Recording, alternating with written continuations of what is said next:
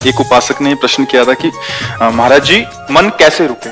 तो उड़िया बाबा ने उत्तर दिया नियम पालन से। यदि हम नियम पर दृढ़ रहें तो मन हमारा क्या कर सकता है। नियम तो परमात्मा देखता है, हम लोग नियम पर दृढ़ नहीं रहते, इसी से हमारे देश की दुर्दशा है। संध्या वंदन तक का नियम जाता रहा है, भजन करने के लिए नियम की बड़ी आवश्यकता। हाँ, बड़े नियम की आवश्यकता है। तो जैसे प्रातः काल से सायंकाल तक की हर व्यक्ति की अपनी एक दिनचर्या होनी चाहिए। ऐसा नहीं कि आज हम 4 बजे उठे, कल 7 बजे उठे, पर फिर मन को आप कंट्रोल नहीं कर पाएंगे।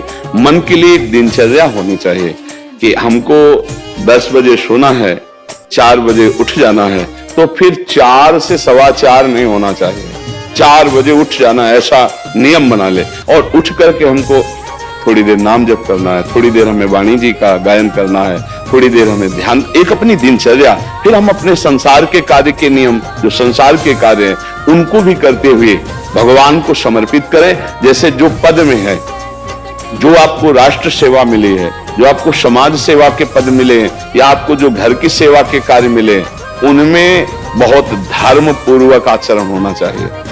अगर आप अधर्म आचरण करते हैं, अपने पद का दुरुपयोग करते हैं, तो आप सुबह जग करके थोड़ा माला चला लीजिए, फिर भी आपका कल्याण नहीं होगा, क्योंकि आप अपने पद का, अपने सेवा का दुरुपयोग कर रहे हैं। जैसे हम जानते हैं कि अधर्माचरण है, ये अधर्मी है, हमें पता है दोषी है, और वो हमको कुछ धन दे देता है, और हम उसको मुक्त करवाने की बात सोचते हैं, और जो निर्दोष है उसको फंसा देते हैं। अब तुम चाहे जितना माला चलाने की कोशिश करो या दान पुण्य करो, वो तुम्हारा अधर्म आचरण, वो अधर्म का धन तुम्हें सतमार्ग में नहीं जाने देगा। नियम लेना चाहिए कि जिस पद में है, जिस धर्म में है, जिस कर्तव्य में है, चाहे कुछ भी हो जाए, हम अपने कर्तव्य से विमुख नहीं होंगे। जितना जप महान है, उतना ही कर्तव्य महान है। दोनों बातें समझना है। माला फेरा और इसके बाद बेईमानी, अधर्माचरण, इनका कोई नियम नहीं है कि हमें कैसे चलना है, तो वो माला काम नहीं कर पाएगा, क्योंकि उसका तभी सत्य भाव माना जाएगा माला जपला जब धर्माचरण है। धर्माचरण नियम से, बोले वो बड़े कट्टर नियम वाले हैं, उनको घूस नहीं, आप उनको भयभीत करके नहीं काम करवा सकते, प्रलोभन में काम नहीं करा सकते। ये हमारी गृहस्थी है ना, तो गृहस्थी के पालन के लिए धन चाहिए, और धन के लिए हम धर्म को आगे रखें, धन को नहीं।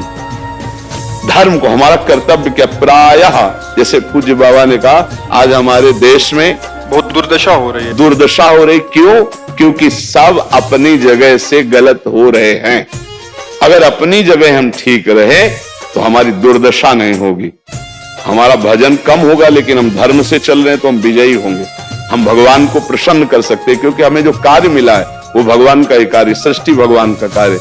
जैसे नए बच्चे कुछ वकालत पढ़ रहे थे, तो यहाँ आके प्रश्न किया था कि हम जानते हैं कि वो दोषी नहीं है, हम जानते हैं कि वो दोषी है, पर दोषी हमें पैसा दे रहा है, तो हम वकालत पढ़ी इसीलिए, हम उसको जिताएंगे, तो क्या कोई पाप है? तो उनका खुला पाप है। बोले नहीं, हमारी कोई ऐसा कंपनी दो, ऐसा कुछ बोले कि हमारी कंपनी को ये सिखाया जाता है, तो हमको तो ये करना ही होगा, अगर नहीं करेंगे तो हमारी वकालत का मतलब क्या रहा? तो नहीं, वकालत का मतलब अधर्मी को मुक्त करवाना नहीं है, वकालत का मतलब अधर्मी के सबूत एकत्रित करके उसको दंड दिलवाना है, और धर्मात्मा को मुक्त करवाना है। अब इसके लिए आपके पास अर्थव्यवस्था अगर कमजोर भी है, तो धर्म व्यवस्था आपकी पूरी है। धर्म व्यवस्था ठीक है तो परिवार स्वस्थ रहेगा, सुखी रहेगा, भगवान आप पर प्रसन्न रहेंगे। अच्छा, फिर हमने तर्क रखा कि जैसे आपकी बहन के साथ कोई गलत व्यवहार करे, आपको पता है, और वो आपको 10 लाख रुपया घूस दे, तो क्या आप उसका पक्ष लेंगे? नहीं, तो फिर दूसरी बहन के साथ किया। अब यहां विचार करना है ना, अपने भाई का अगर कत्ल किए हो, मुझे पता हो कि ये दोषी है, तो क्या हम पैसे से उसको मुक्त करने देंगे? लगेगा कि जान की बाजी लगा देंगे तुम्हें हम। ऐसे ही एक गरीब आदमी की किसी ने हत्या की, तो आपका पक्ष बनता है, पर यह ज्ञान कहां मिलेगा? बिना अध्यात्म के ज्ञान तो मिलेगा नहीं। ज्ञान तो इस बात का मिला कि कैसे पैसा कमाया जाए, अच्छा, वो पैसा यदि अधर्म से आया है तो आपकी दुर्दशा कर देगा, आपकी बुद्धि भ्रष्ट कर देगा। तो जो बाबा कह रहे हैं कि आज हमारे समाज की बड़ी दुर्दशा हो रही, उसका कारण यही है कि हमें अध्यात्म का ज्ञान नहीं, हमें धर्म का ज्ञान नहीं, और बड़ी बड़ी गलतियां हो जाती है। बिल्कुल पता है आदमी निर्दोष है और हम धन के प्रभाव से उसको दंड दे देते हैं। वो दंडा भगवान जब आपको पलट कर देंगे तो आप सह नहीं पाओगे, उसका परिणाम बहुत बुरा होता है। तो इसलिए समाज को चाहिए अपने अपने कर्तव्य का पालन करते हुए एक नियमावली बना ले। जैसे कुछ दुकानों का नियम होता है कि वहां फिक्स रेट होता है, नहीं होता? वहां ये नहीं चलेगा कि कसम से कहते हैं कि तुम्हें हम अपना जान करके कि 100 रुपया मीटर ये मिला है, हम बिल्कुल मुनाफा नहीं ले रहे। नहीं, झूठ क्यों बोल रहे हो?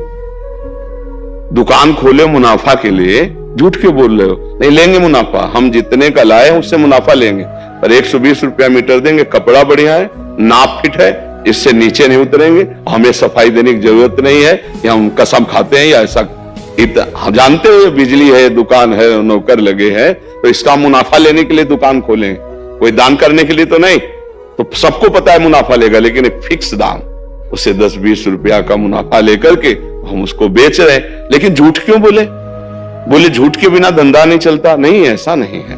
अब असत्य बोलोगे तो उससे जो आपको मुनाफा मिलेगा वो आपकी बुद्धि भ्रष्ट करेगा। और सत्य है कि के लिए हमारे चैनल को सब्सक्राइब करें।